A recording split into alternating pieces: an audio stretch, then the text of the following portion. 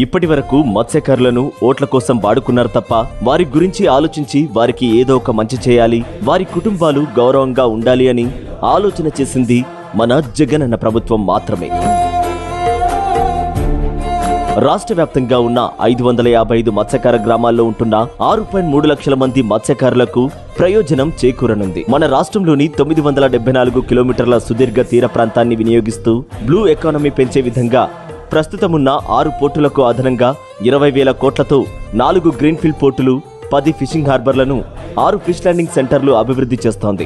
వాటిలో చాలా వరకు శరవేగంతో నిర్మాణ పనులు పూర్తి చేసుకుంటూ నిరంతర కార్యకలాపాలకు అతి త్వరలో అందుబాటులోకి రానున్నాయి. తొలి దశలో నిర్మాణ పనులు చేపట్టిన జువ్వెలదిన్న హార్బర్ పనులు ఇప్పటికే 90% పూర్తయి త్వరలో ప్రారంభించనున్నారు. మిగిలిన 3 హార్బర్ల పనులు 60 నుంచి 70% పూర్తి కాగా సెప్టెంబర్ నాటికి ఇవి అందుబాటులోకి రానున్నాయి.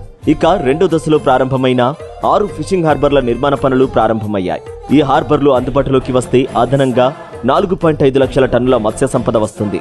వీటి ద్వారా రాష్ట్ర స్థూలోత్పత్తి 9,000 కోట్ల రూపాయల మేర పెరుగుతుంది. ఈ పని బాబు తన 14 ఏళ్ల పాలనలో చేయలేదు.